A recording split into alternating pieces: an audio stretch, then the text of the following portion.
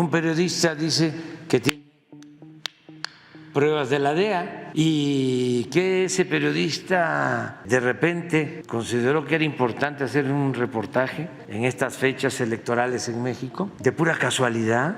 No es netamente o exclusivamente por razones políticas o razones de la sensibilidad bilateral, pero fue un factor muy influyente. Yo creo que también la investigación no llegó a un punto en donde quedaba clarísima la evidencia. Decidieron de cerrar el caso porque no había pruebas y el impacto político, así con México, era muy grande para seguir adelante con eso.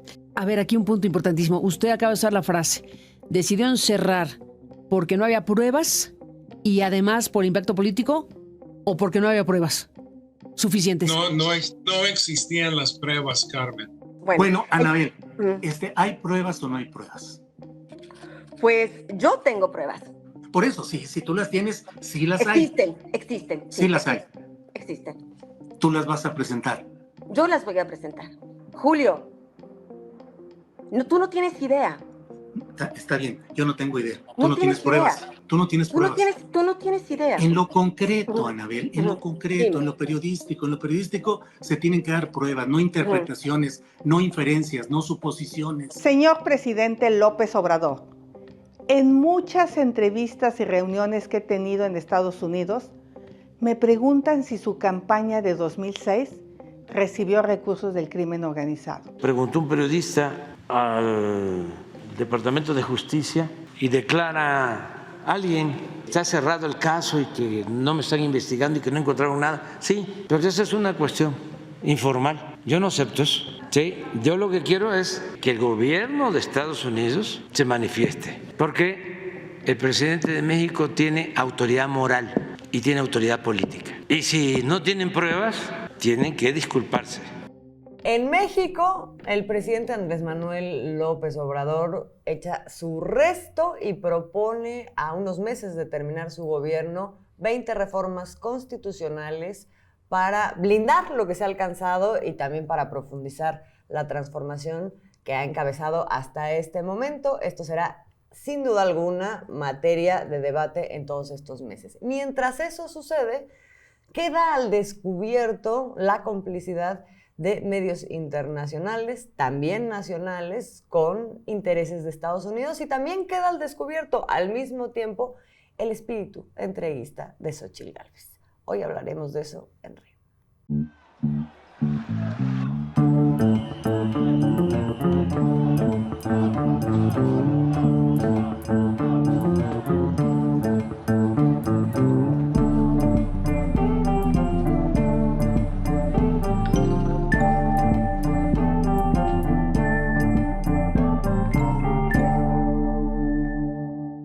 Bienvenidas, bienvenidos a un episodio más de En Red. Somos Alina Duarte, Óscar Camacho y Azul Alzaga. Y en esta ocasión vamos a dar seguimiento a este tiempo convulso que se vive en nuestro país, también en Estados Unidos, en donde los dos países enfrentan procesos electorales y por lo tanto muchos intereses políticos, muchos intereses económicos están en juego y se manifiestan de diversas maneras. En las últimas semanas hemos estado viviendo, como ya hemos revisado en este espacio, diversas campañas mediáticas, pero ninguna como la que se vivió en los últimos días, en donde ya queda de manifiesto también la participación de intereses, no nada más de actores políticos nacionales, sino también internacionales. ¿Qué pasó en los últimos días? El 30 de enero se publica al mismo tiempo en 3 medios diferentes, como en Nado Sincronizado, una historia que supuestamente recupera un financiamiento del crimen organizado a la campaña de Andrés Manuel López Obrador en 2006. Sin ninguna prueba, todo a base de testimonios, de oídas y de un testimonio estrella que en realidad era un personaje que ahora lo vamos a ver, está totalmente desacreditado en la historia de los testimonios que pudieran ser judicializados. Todo esto surge, queda después al descubierto que el detonante son agentes de la DEA coludidos con estos medios de comunicación o con estos comunicadores, pero genera un desencuentro entre el presidente Andrés Manuel López Obrador y el gobierno de Estados Unidos. Tan es así que en medio de las conversaciones que también se están teniendo en esta convulsión politizada sobre el tema migratorio, iba a haber un encuentro en México con la encargada de seguridad, Elizabeth Sherwood, y el presidente López Obrador, la cual condicionó, o en algún momento se negó el presidente al decir cómo vamos a reunirnos con Estados Unidos, cómo se van a sentar a la mesa con nosotros, cuando lo que se está diciendo desde allá y cuando sus agentes de la DEA están diciendo que yo fui financiado por el crimen organizado.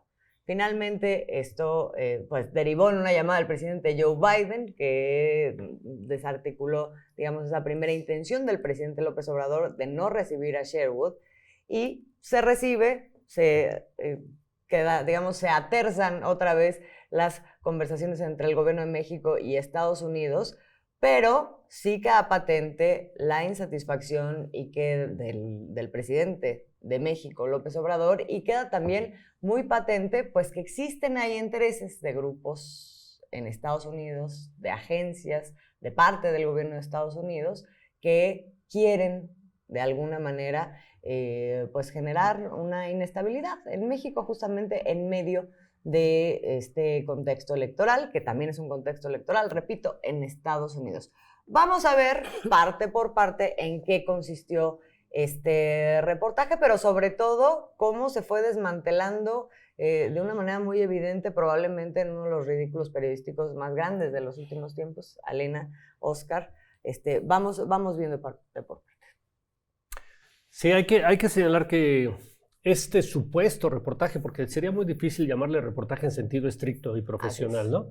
Este supuesto reportaje está publicado, que tiene que ver con una investigación que inició hace 13 años en los Estados Unidos, cuando estaba en su apogeo la fuerza de Andrés Manuel con la posibilidad de llegar a la presidencia de la República en el 2006, y empezaron a investigarlo en Estados Unidos para saber si tenía vínculos con el narcotráfico, ¿no? Se supone, según esa idea de la DEA, que algunos personajes cercanos a Andrés Manuel habrían recibido $2 millones y nunca, jamás, la investigación de la DEA va más allá. Eso es todo, hasta ahí llega, pero tampoco se confirma con prueba alguna que estos personajes, 2 personajes cercanos a la campaña de Andrés Manuel, hayan recibido nada. Fueron simplemente, alguien les dijo que seguramente les estarían dando, pero no hay ninguna prueba. Y hasta ahí va eso es todo, hasta donde va la investigación de la DEA. No tiene absolutamente nada más. En aquel momento, en ese momento, 2011, estamos hablando del gobierno... 2006. 2006. Sí. La campaña en 2006 se supone que la investigación es del 2011, ¿no? Durante el gobierno de Felipe Calderón. ¿De Felipe Calderón? No. La investigación empieza en el 2006, tiene que ver con los hechos del 2006. Sí. ¿No? Y la investigación formalmente, sí, como tú dices, en el 2011 ya arranca, ¿no? Pero, se cierra. ¿Mande? Y se cierra. Y se cierra. Como no encontraron nada, pues precisamente dijeron, no, pues aquí ya no hay nada que hacer. Se cerró absoluta y totalmente, o sea, una cosa insostenible, ¿no? No encontraron nada. Bueno, después de ese momento, exactamente, del 2011, como tú dices, se quedó parada en el archivo. Y de la noche a la mañana, pero con antecedentes muy claros. ¿A qué me refiero? A que el presidente Andrés Manuel López Obrador ha criticado muy severamente a la DEA como una agencia corrupta, la agencia de los Estados Unidos encargada de combatir el narcotráfico, pues ha sido documentada aquí en México y sus corruptelas internas son impresionantes, y el presidente López Obrador no ha tenido ningún reparo en decirlo abiertamente. Eso evidentemente le ha generado un conflicto con el gobierno de Estados Unidos, pero me parece que también hay otros elementos que han servido o que sirvieron o que estuvieron detrás de la filtración que se le entrega. Esta investigación se le entrega a 3 medios, ¿no? A 3 personajes. A Tim Golden, que es pues hasta apenas hace una semana, supuestamente un periodista muy reconocido, le dieron el premio Pulitzer en 2 ocasiones, y habría que revisar si el premio Pulitzer que les dieron pues no está igual de chafa que la investigación que acaba de presentar, ¿no? Creo que habría que ver eso. Entonces le dan a él, le dan a otro medio alemán, el mismo, casi como el mismo texto, los mismos datos, todo, de esa investigación de la DEA. ¿No? Ajá, y una periodista que siempre tiene el don del oportunismo para meterse, escribe una columna rapidísima diciendo, en su estilo clásico, yo estuve ahí, yo lo vi, yo lo supe, y escribe algo parecido. Pero muy parecido a lo mismo que trajeron todos. Anabel Hernández. Anabel Hernández, ¿no? Y pues se publica ese reportaje y todo el mundo, aquí en México, los medios privilegiados, empiezan a difundirlo con singular alegría y a decir, Andrés Manuel López Obrador estuvo vinculado con el narcotráfico. Pero cuando uno empieza la revisión de ese reportaje, no tiene ni pies ni cabeza. Sí. Ni pies ni cabeza. Lo importante son 2 cosas. Uno, el efecto que causó, porque efectivamente inmediatamente se empiezan a generar tendencias en redes sociales hablando de un supuesto narcogobierno del presidente Andrés Manuel López Obrador. Claro. Actores políticos salen a decir, incluida Xochitl Gálvez, tiene que limpiar su nombre, presidente, ¿cómo es posible esto? No sé qué. Cuando no hay ni una sola evidencia en ningún lado, pero además muy rápidamente empiezan a surgir más bien elementos muy claros de que todo esto es un armado, pues, o sea, es un montaje. Claro. El primero, que creo que vale la pena retomar y escucharlo en su propia voz, es Mike Vigil, el exagente de la DEA, que en su momento fue director de operaciones internacionales, ¿no? De la DEA. Mike Vigil dice, no, esto que están diciendo por todos lados, esto no es cierto, no hubo nunca ninguna prueba que ligara la campaña de Andrés Manuel López Obrador de 2006 con el crimen organizado, particularmente con el cártel de Sinaloa. Vamos a escuchar. Por su sugerencia del presidente y luego el comité decidieron de cerrar el caso porque no había pruebas y el impacto político así con México era muy grande para seguir adelante con eso. A ver, aquí un punto importantísimo. Usted acaba de usar la frase, decidieron cerrar porque no había pruebas y además por impacto político o porque no había pruebas suficientes. No existían las pruebas, Carmen. Ya tenían tiempo investigando, nunca desarrollaron las pruebas. Entonces quiero dejar eso muy claro, que no existían las pruebas. Si existieran esas pruebas, yo te lo dijera, pero no existen. Y aparte de eso, como te ha dicho, se me hace muy raro y muy malo que salió esta nota en esta semana, porque ya se han pasado como 2 décadas de este asunto y sale ahora y no existen más pruebas, no existe nada. Bueno, ahí está el testimonio de Mike Vigil, muy a pesar de todo el esfuerzo que hacía Carmen Aristegui por decir, pero hay otras motivaciones por las cuales se cerró esta operación de investigación. Él dice, no, se cerró porque no había elementos probatorios. Claro. Después, también vale la pena ver lo que fueron las reacciones posteriores conforme se va analizando y descubriendo toda esta orquesta que se genera en medios de comunicación. Uno del propio Tim Golden, periodista que mencionas, Oscar, que es muy reconocido y que a la mera hora pues también tiene que hacer el ridiculazo de decir, saqué una publicación, un reportaje sobre la base de nada, o sea, una pregunta que nunca me di a la tarea de responder, o donde la respuesta era que no había nada. Sí, y lo dice, yo no tengo ninguna prueba, dice él mismo. Escuchemos.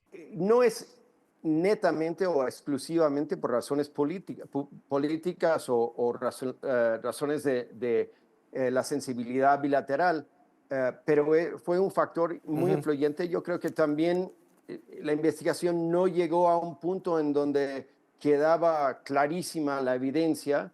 Ahora la que se aferró muchísimo. Por decirlo pues fue Anabel Hernández, que se vio en aprietos en una entrevista con otro periodista mexicano, Julio Hernández López, que le cuestiona claramente, oye, pero pues ¿cuáles son tus fuentes? ¿Cuáles son tus evidencias? Y no lo puede sostener. Bueno, Anabel, ¿hay pruebas o no hay pruebas? Pues yo tengo pruebas. O sea, sí las hay. Yo las tengo. Por eso, si tú las tienes, sí las hay. Existen. Sí las hay. Existen. Tú las vas a presentar. Yo las voy a presentar. Julio, tú no tienes idea. Está bien, yo no tengo idea. Tú no tienes pruebas. Tú no tienes pruebas. Tú no tienes idea. En lo concreto, Anabel, en lo concreto, en lo periodístico se tienen que dar pruebas, no interpretaciones, no inferencias, no suposiciones. Pues bueno, lo que estamos viendo ahorita es justamente ya la implicación directa de los medios de comunicación, ¿no? Con lo que está pasando directamente. Hay elecciones en México, elecciones en Estados Unidos, y el rol que está jugando un organismo como la DEA es fundamental. El organismo, esta Administración para el Control de las Drogas, que es fundada en 1975, pues habrá que ver realmente cuál es su rol, porque estamos hablando primero de un reportaje en el cual pues primero no había reportaje, no había noticia. Sin embargo, lo que sí es noticia son todos los casos de corrupción interna de la DEA que hemos visto durante los últimos años, ¿no? Claro. La jornada, justamente, este diario mexicano retoma algunos de estos escándalos, por ejemplo, el del agente José Irizarry, quien cumple condena de 12 años de cárcel después de confesar al FBI en 2020 que trabajó con cárteles colombianos para lavar dinero, robó millones en bienes confiscados, de pagos a informantes que usó para, dice la jornada y seguramente la investigación, una vida internacional de fiestas, cenas lujosas y trabajadores sexuales. Estos medios de comunicación, lo que hemos visto es justo que no se ha mostrado absolutamente ninguna prueba, ¿no? Yo insistiría en el rol que está tratando de jugar ahorita la DEA, y creo que lo que pasó también en días pasados, justamente el presidente pidiéndole al gobierno de Estados Unidos que se disculpe.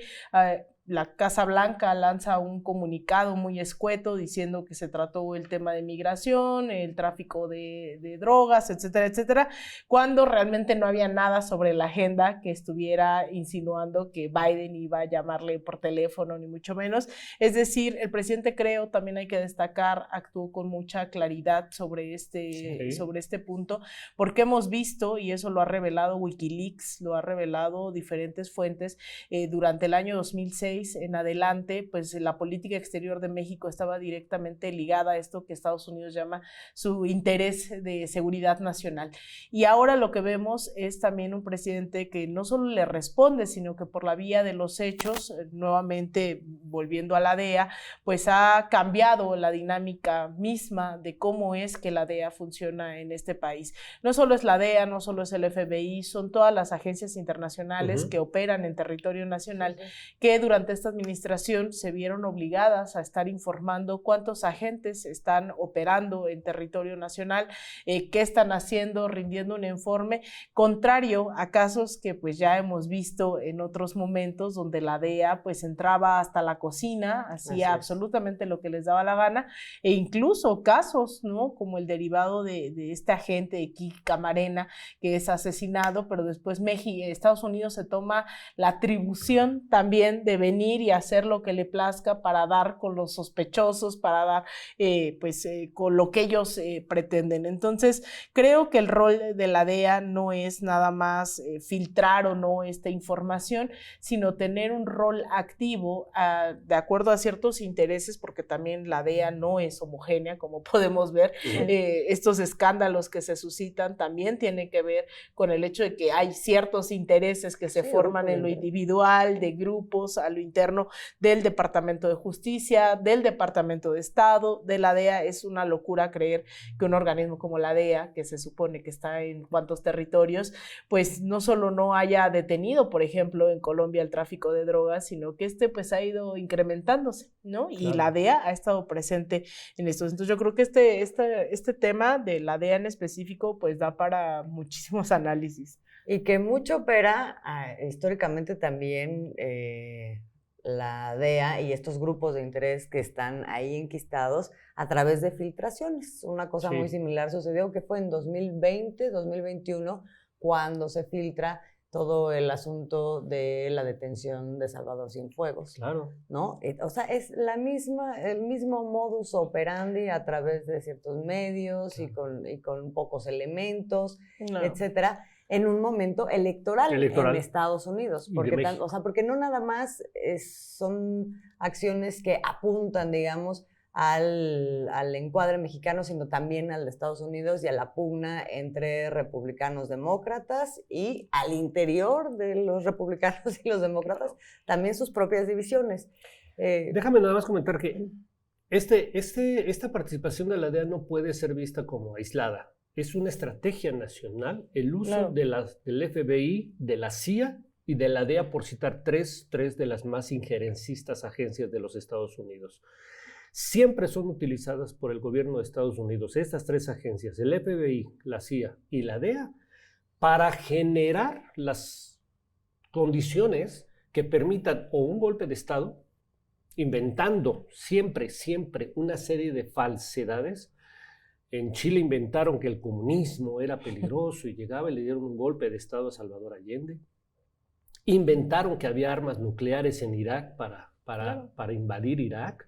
Así es. ¿No? Y todo esto, y ahora la DEA dice, hay un narcogobierno en México sin prueba alguna. Y como tú muy claramente señalas, tenemos dos procesos electorales, uno en México y uno en Estados Unidos, ¿no? Y en Estados Unidos, el presidente mexicano ha sido muy claro y ha hecho una serie de críticas muy fuertes a la política migratoria de los Estados Unidos. Primero, de los republicanos, que cierran la frontera, ponen alambres de púas y buscan por la vía de poner muros, frenar la migración. Pero recientemente el presidente Biden también, me parece que en una actitud hipócrita, por un lado dices, no levanto muros, no levanto nada, pero otro lado moviliza a su agencia, a la DEA, para desprestigiar al presidente que está criticando su cambio de postura en la política migratoria, ¿no? Entonces, por eso el presidente no se va directamente contra la DEA, se va contra el gobierno de Estados Unidos y le dice a Biden, tú eres el responsable de estas filtraciones. O sea, y además sistemáticamente en todos estos ejemplos ligados a los medios de comunicación, este ejemplo de Irak es fundamental.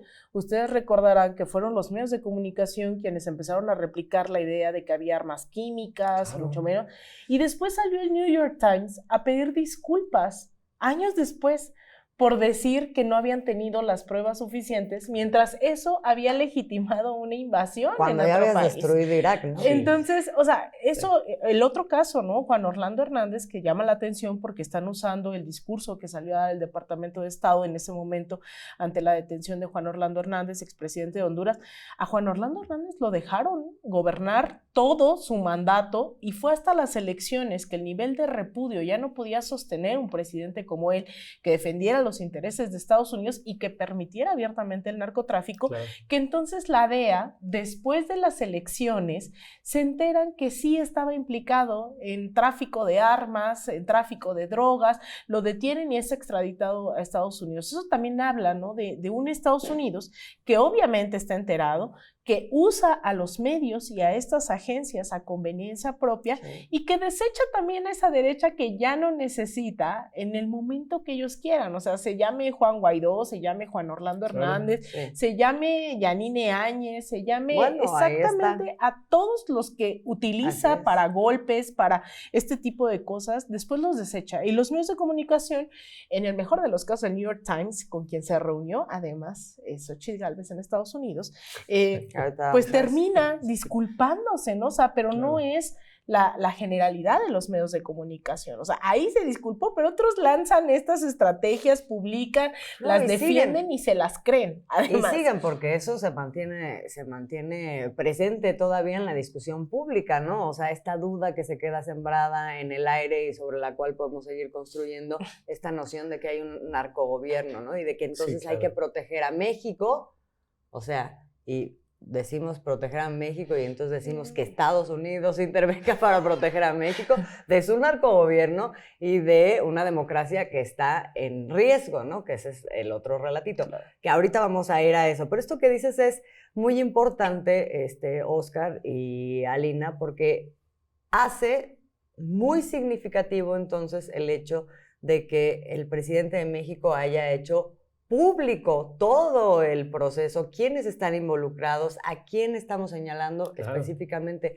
al gobierno de Estados Unidos, y que además haya logrado pues que el gobierno de Estados Unidos rectificara de alguna manera, porque mediante esa llamada de Joe Biden y luego ahora con las declaraciones de Elizabeth Sherwood en México, cuando sí la recibe, de que ese episodio de 2006 era un caso cerrado para Estados Unidos, no tendría por qué, o sea, no hubo disculpa, pero sí hay una rectificación y una especie como de que los vuelve a acomodar en el huacal, ¿no? Una cosa que ha hecho el presidente López Obrador con Estados Unidos y con la DEA desde que llegó este gobierno, porque, digamos, el decreto por medio del cual la DEA no puede operar como antes operaba en México, todo el tiempo estas declaraciones y esto que hace el presidente de meter en el debate público lo que está ocurriendo con la DEA en Estados Unidos, la hipocresía de Estados Unidos con respecto a su política contra las drogas, a su política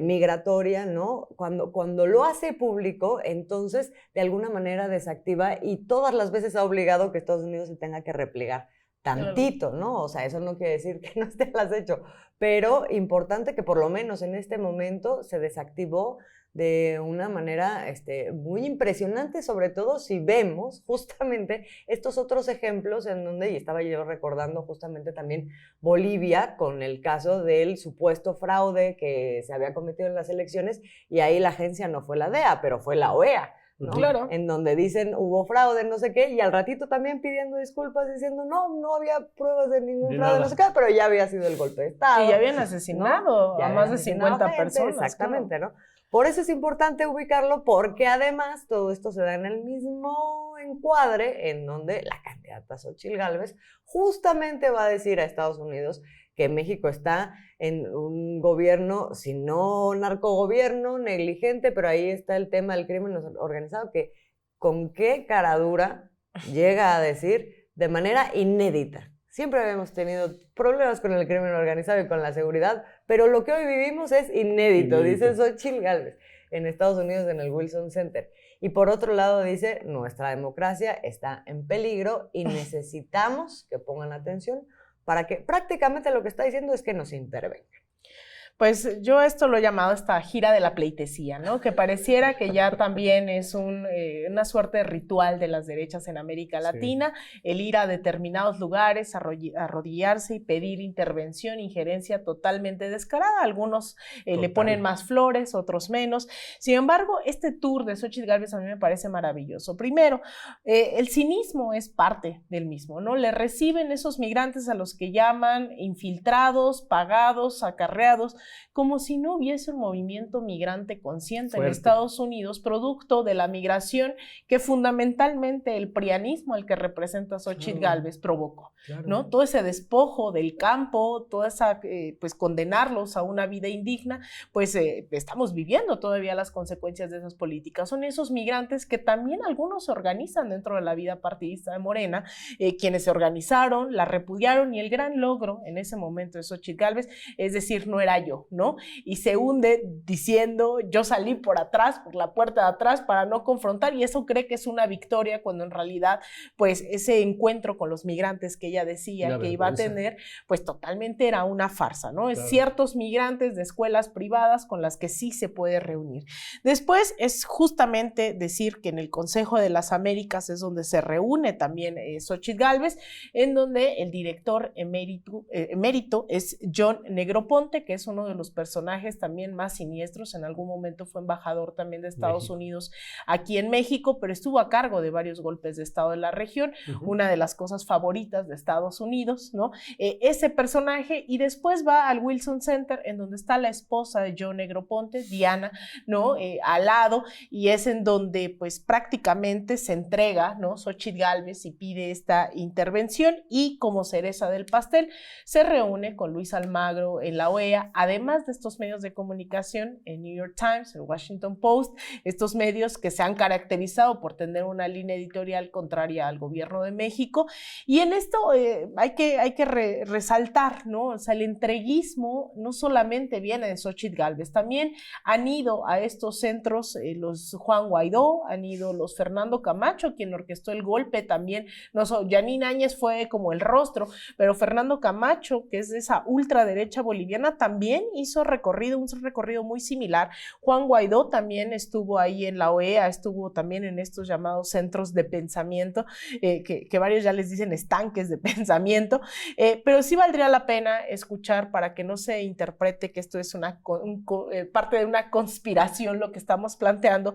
Vamos a escuchar pues abiertamente Xóchitl diciendo: vengan por favor a ayudarnos. Hoy estoy aquí para dejar en claro que el Estado de Derecho y la democracia en México enfrentan un grave peligro. La falta de certeza jurídica merma la confianza y el progreso. En estos años los mexicanos hemos vivido un proceso de erosión democrática. El crimen organizado y el gobierno del presidente Manuel López Obrador atentan contra la democracia. El gobierno populista de México coquetea con Rusia y China, amenazando con construir nuevas alianzas. Les pido que estén muy atentos y nos acompañen en este difícil periodo hasta la elección de junio. Les pido que sigan de cerca lo que pasa en México y apoyen a las organizaciones de la sociedad civil e instituciones democráticas. Bueno, ahí escuchamos a Xóchitl Gálvez. Es muy significativo también el hecho de que llega a Estados Unidos dando la espalda a la población, que debería de ser su blanco, ¿no? Para poder convencer. ¿No? De espaldas se esconde, incluso se burla de que se escondió.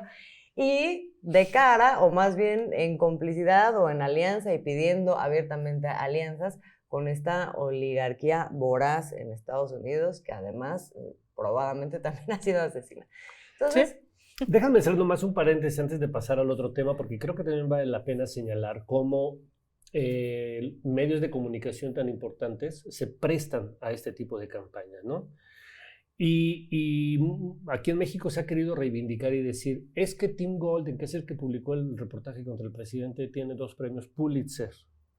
Pero hay que recordar que, por ejemplo, periódicos como el New York Times, que presumen de tener estrictos controles en su ética, ¿no?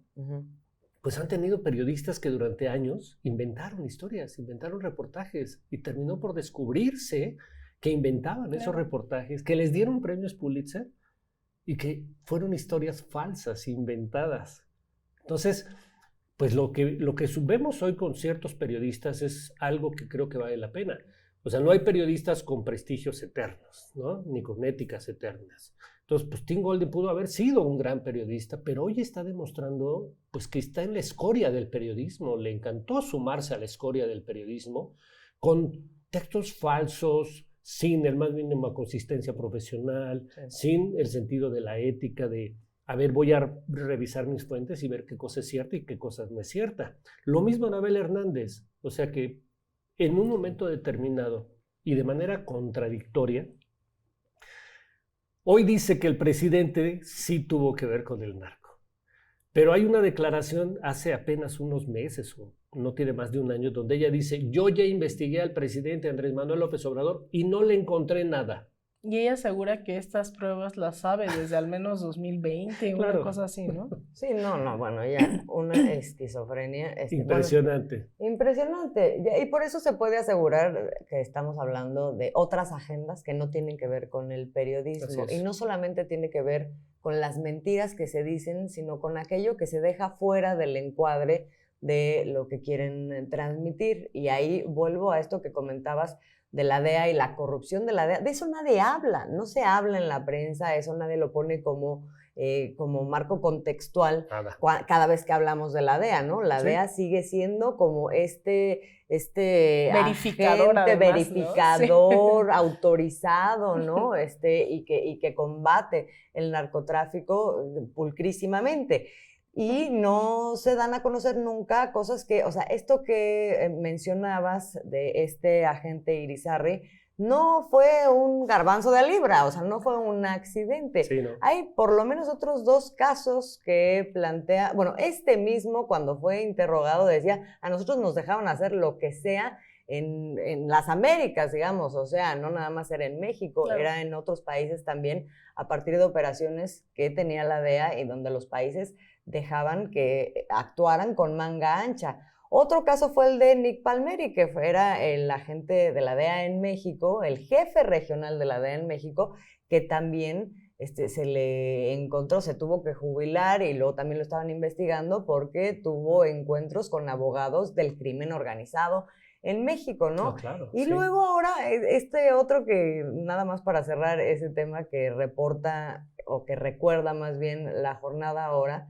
dice, a mediados de 2023, el segundo en el mando de la DEA, o sea, de la DEA actual con Ann Milgram, Luis Millones, renunció después de que la agencia AP reveló que había sido asesor de una empresa farmacéutica sancionada por transportar cargamentos sospechosos de analgésicos y que también había sido consultor de Purdue Pharma, la cara de la epidemia letal de opioides en Estados Unidos. Entonces, si eso no es corrupción, entonces yo no sé de qué estamos hablando y con qué autoridad moral y qué cara la DEA está metida en otros países, supuestamente. Pero además es la DEA, estamos hablando de la DEA, pero es la CIA, es el FBI, es el Departamento de Estado, claro, es en general la pugna entre halcones en la Casa Blanca, sí, es decir, o sea, hay que seguir desmontando, por muy ridículo que parezca, este mito del American Way of Life y de los paladines de la democracia y la libertad en Estados Unidos, que vienen a ponerte tu sellito de esto sí, esto no, aquí sí podemos dar golpe, acá no. Entonces yo creo que eso pues también nos ha servido, porque en algún momento yo recuerdo a principios del sexenio cuando yo cuestionaba la OEA, la gente me decía, ¿no? Así como, no, es que qué radical, pero poco a poco se ha ido cayendo todo el teatro, cada vez son más descarados y también hay que agradecerle mucho a Xóchitl Gálvez, ¿no? Pues que sí, vaya, les dé la mano, se reúna con ellos, o sea, Xóchitl también nos hace un gran favor. Sí, ahí sí. No, pero además la falta de autoridad moral empieza, yo creo, porque la DEA nunca detiene a ningún narcotraficante en Estados Unidos. Y Estados Unidos es el mayor consumidor. El problema se acaba en la frontera. Claro, y no detiene. Les llega así. Sí, sí, sí. Volando. Sí. Ahí no ocurre nada. Exactamente. Sí.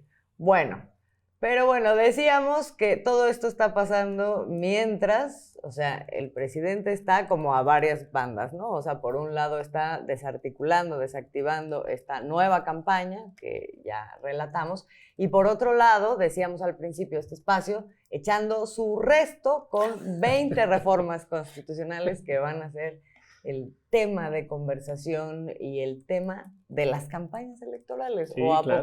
poco no? No, sin duda, sin duda. Sí, creo que este presidente no tiene como que un chip de descansar, ¿no? Como que hasta el último día de las 24 horas está trabaje y pensando en política. Porque esto que está haciendo el presidente es un acto político, está muy claro. Y creo que él mismo dijo, lo estoy echando a andar porque son épocas de elecciones. Y me parece que finalmente es muy válido que él mande 20 iniciativas a la Cámara de Diputados, aunque sepa que la mayoría de ellas no van a pasar, ¿no? ¿Por qué me parece válido? Porque está dejando claro su compromiso. O sea, si esto fuera nuevo y fuera de último minuto y nunca hubiera hecho este tipo de propuestas, dirías, bueno, pues ok, ¿no? Pero tiene 6 años trabajando en el mismo proyecto en favor de la gente. No. Y muchas de estas iniciativas, pues evidentemente van a ser bloqueadas por la oposición, y lo mismo las pudo haber presentado hace 3 años que no tenía todavía la mayoría, que ahora la oposición las iba a bloquear en todos los sentidos. Entonces a mí me parece muy importante que la gente vea que el objetivo de lo que está haciendo el presidente es para dejar en claro pues este striptease de la oposición, ¿no? O sea, este encueradero de la oposición donde quedan al desnudo cuáles son sus posiciones en contra de la gente. Entonces, a mí me parece muy importante este tipo de reformas que está enviando, porque sí, va a dejar como remate, es el remate donde termina de quitar la última prenda para decir, estos son ustedes y están desnudos, no pueden defenderse si es que van en contra de esta reforma, ¿no? Y usted se preguntará de qué van esas reformas, pero sí, son 18 reformas constitucionales, 2 legales, que merece mucho la pena que ahondemos en cada una de ellas, o por lo menos en algunos paquetes. Y creo que hoy, o como ves, Alina, hoy no pues nos dará nada más para eso. Mencionarlas, para no dejarnos ahí en suspenso a la gente que nos ve. Pues primero, y creo que también es muy significativo porque tuvimos aquí un gran estallido en 1994 con el tema de los pueblos originarios, con el ejército zapatista, sí. Entonces se comienza reconociendo a los pueblos indígenas y afromexicanos como sujetos de derecho público, ¿no? Esa es la primera que lanza. El derecho a pensión, hay unas cosas que en realidad ya las hemos visto como parte de esta gestión, que están buscando que tengan este reconocimiento constitucional, que es el tema de las pensiones a adultos mayores, ¿no? También el apoyo para las personas con alguna discapacidad, becas a estudiantes de familias pobres en todos los niveles de escolaridad, atención médica universal gratuita, que los trabajadores y familias puedan ser dueños de su vivienda, que creo que es algo que está total y absolutamente invisibilizado, la vivienda como un derecho, ¿no? Siempre se ha visto como un privilegio. El tema del maltrato animal, que también ya pues ha cobrado mucha relevancia en México, también con la vuelta de la tauromaquia, que si se suspende, que si no, eso es tremendo. Esto que a mí me parece importantísimo, no otorgar concesiones para minería a cielo abierto y prohibir el fracking para la extracción de hidrocarburos, hacer respetar las zonas con escasez de agua y solo autorizar en ellas el uso doméstico, prohibir el comercio de vapeadores y de drogas químicas como el fentanilo. También se propuso penalizar con severidad el delito de extorsión de la delincuencia organizada y el delito fiscal ejercido por la delincuencia de cuello blanco mediante factureras, impedir que el salario mínimo sea menor a la inflación anual y que el salario mínimo para maestros de educación básica de tiempo completo, policías, guardias nacionales, soldados, marinos, médicos y enfermeras no sea menor a lo que perciben trabajadores afiliados al Seguro Social, revertir las reformas de pensiones, que yo siempre lo digo generacionalmente, yo creía que eso ya iba a ser un mito y no íbamos a ver nada de eso, y se está buscando nuevamente reincorporar el tema de las pensiones, el derecho a la educación y al trabajo, que es básicamente la formalización de los programas de jóvenes construyendo el futuro, ahora con un carácter constitucional, y lo mismo con el programa de Sembrando Vida para campesinos, también forma parte de estas reformas. Algo que hemos visto, ¿no? Que lo decía en una mañanera el presidente López Obrador, se mantuvo siempre el secreto de que las vías férreas concesionadas, pues hasta ahora se enteró que también las podía usar el Estado mexicano aún estando concesionadas, dice que era un gran secreto, ¿no? Y ahora que se entera, pues dice, vamos a utilizarlas, pero va a quedar también ahí legislado el tema de utilizar los 18,000 kilómetros de vías férreas para el uso de ferrocarriles de pasajeros, y también el tema de la reforma electoral, que ese también necesitamos bastante tiempo para ahondar en ella, como el tema del Poder Judicial, que sí hay también un órgano, no solo en México, sino lo estamos viendo en Colombia, lo vimos en Guatemala recientemente y en todos lados, pues el tema del Poder Judicial, que empezaría con la elección de ministros, jueces, etcétera, obviamente con ciertos prerequisitos, que también parte de las estrategias de la derecha, es decir, cualquiera que levante la mano va a ser ministro de la Suprema Corte de Justicia, y bueno, también hay un tema que es el de traspasar la Guardia Nacional a la Secretaría de Defensa Nacional, que originalmente el presidente no lo contemplaba así al inicio de su sexenio, sin embargo, él mismo dice, pues me equivoqué, yo no tenía noción de muchas de las cosas que estaban pues sobre la mesa, decide tomar esta decisión, y también retoma el tema de la austeridad republicana, pues la va a volver a redactar y demás, para que también, entre otras cosas, ningún servidor público pueda ganar más que el presidente. Y por último, el tema de las dependencias y organismos llamados autónomos, que él dice en esta presentación, pues sí, autónomos del pueblo, pero no de las oligarquías, ¿no? Entonces, es un paquete que creo que nos da para hablar de muchísimas, cada uno tiene varias aristas, pero sin duda, pues creo que ya se prevé que una de las grandes batallas va a estar en el Poder Judicial, que ha intentado echar atrás todo lo que el presidente Es un paquete maravilloso, ¿no? De reformas. A mí me encanta porque van en todos sentidos. Yo personalmente, por creo que el impacto, me quedo con la de pensiones, porque la de pensiones pues va a tener que ver con millones de jóvenes que no tienen, que a partir del gobierno de Ernesto Zedillo, fueron cercenados de la seguridad social, no tienen jubilación, no tienen seguridad de ningún tipo. Y me parece que con esta reforma de pensiones donde se busca que un trabajador pueda tener una pensión digna, va a ser súper importante, sobre todo para la gente joven que quedó desprotegida, ¿no? Son millones. Sí. Todas las reformas que implican el regreso del espíritu social de la Constitución, muy importantes. Esta en particular creo que es emblemática, sí. Pero me parece fundamental aquellas reformas, y hablamos de la judicial y la electoral, que van a configurar lo que va a ser nuestro país en el futuro, de qué manera se va a ejercer el poder, de qué manera se va a poder o no profundizar en otras reformas en donde ya está muy identificado cuáles son las entidades que lo han venido saboteando, sí. ¿no? Y ahí hablamos del Poder Judicial, los claro. órganos autónomos y todo. Lo tenemos que explicar a fondo, pero creo que ese es el meollo de lo que va a ser más polémico. ¿Y por qué es, digamos, muy inteligente el momento en el que el presidente López Obrador está lanzando estas iniciativas de reforma? Una, porque en tiempo electoral hay quien va a querer quedar bien y entonces por lo menos algunas van a pasar. Y luego las que no, sí van a detonar una discusión pública muy importante que va a estar ahora, sin duda alguna va a formar parte de los criterios de elección de la población y después va a seguir, porque seguramente lo que no pase, pues volverá a ponerse sobre la mesa en el Congreso el próximo periodo de sesiones. Que un mes todavía le toca a este presidente, del próximo periodo Todavía de le sesiones. toca, Un mes. Ese ya ahondaremos, que también va a ser tremendo.